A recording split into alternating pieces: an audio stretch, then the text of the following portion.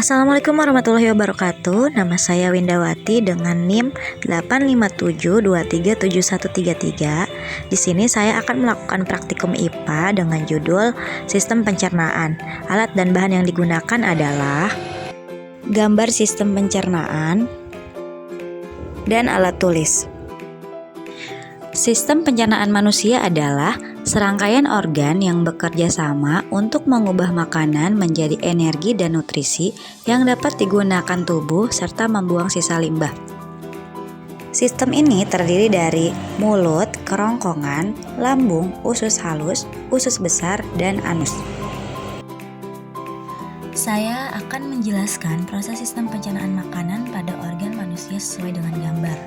Yang pertama adalah mulut, sesuai dengan fungsinya, yaitu sebagai tempat pertama makanan masuk. Di dalam mulut terdapat gigi, lidah, dan air liur. Proses yang terjadi yaitu gigi mengunyah makanan menjadi potongan kecil atau pencernaan mekanis, lidah membantu mencampur makanan dengan air liur atau saliva.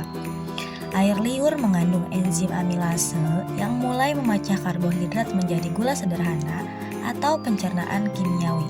Setelah halus, makanan menjadi bolus atau gumpalan lembut dan ditelan. Selanjutnya, makanan melewati kerongkongan. Fungsi kerongkongan yaitu menyalurkan makanan dari mulut ke dalam lambung.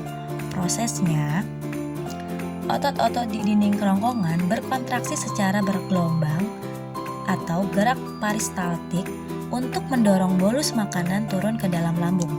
Tidak terjadi proses pencernaan kimiawi di sini, hanya pergerakan makanan. Selanjutnya, makanan masuk ke dalam lambung. Fungsinya sebagai tempat pencernaan makanan secara kimiawi dan mekanis lanjutan. Prosesnya, dinding lambung menghasilkan asam lambung atau HCl dan enzim pepsin. HCl membunuh kuman dan membantu kerja pepsin untuk memecah protein menjadi peptida. Lambung mengaduk makanan menjadi bubur halus yang disebut dengan chymus.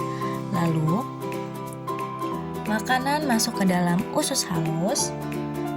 Fungsinya sebagai tempat pencernaan dan penyerapan zat gizi utama.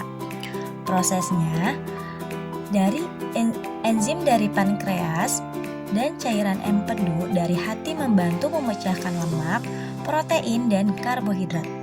Enzim lipase memecah lemak menjadi asam lemak dan gliserol. Enzim amilase memecah karbohidrat menjadi glukosa. Enzim pepsin memecah protein menjadi asam amino. Hasil pencernaan diserap melalui dinding usus atau villi ke dalam darah untuk diedarkan ke seluruh tubuh. Kemudian masuk ke dalam usus besar. Fungsinya untuk menyerap air dan mineral dari sisa makanan.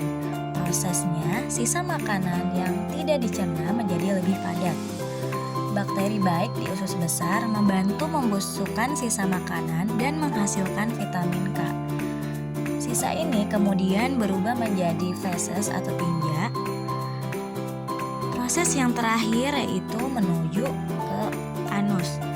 Anus fungsinya sebagai tempat pengeluaran sisa pencernaan atau feses dari tubuh. Prosesnya, feses disimpan sementara di rektum, lalu dikeluarkan melalui anus. Proses ini disebut defekasi.